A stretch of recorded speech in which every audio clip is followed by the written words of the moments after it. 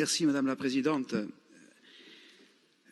Je crois que, en ce qui concerne le groupe FAPO-Boulou-INSEM, on va retenir, cela a été dit avant moi, la solennité et la gravité qui continuent de circuler dans les travées de cette Assemblée et l'extrême conscience des enjeux du moment.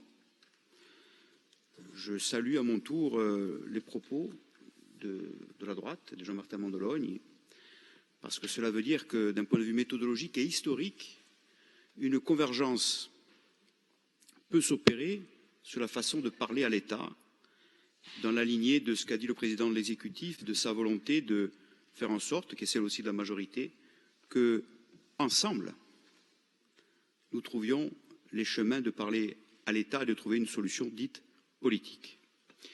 Donc cela veut dire qu'il n'y a plus de place pour le parcellaire, il n'y a plus de place pour le sectoriel, tout est important.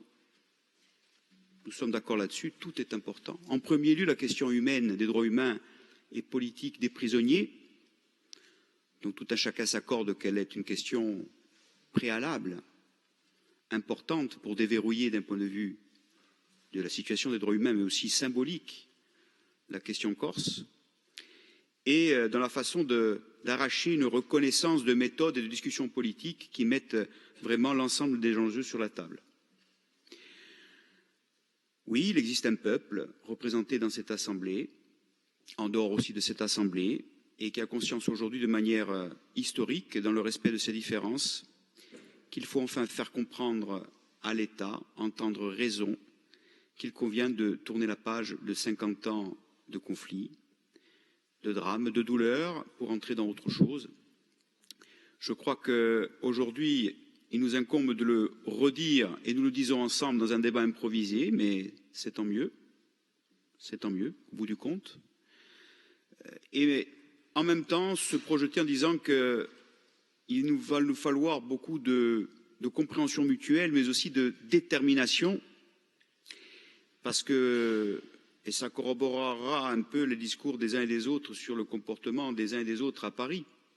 Il y a évidemment deux écoles. Il y a ceux qui veulent gagner du temps.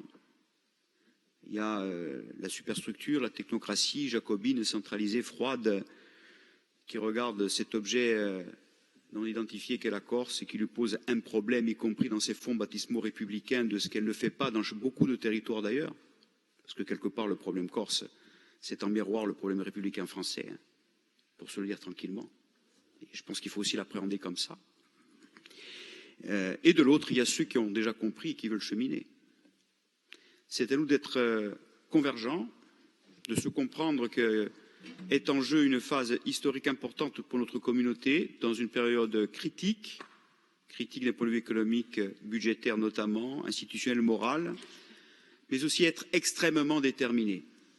Et il va falloir que l'on définisse ensemble ce qu'on entend par cette détermination pour faire en sorte que ceux qui veulent faire du compromis politique, ceux qui veulent tendre la main aussi, je parle à Paris, puissent avoir gain de cause dans leur contexte et que nous puissions véritablement arracher des étapes indispensables aujourd'hui pour notre pays et pour notre peuple. Merci, Monsieur le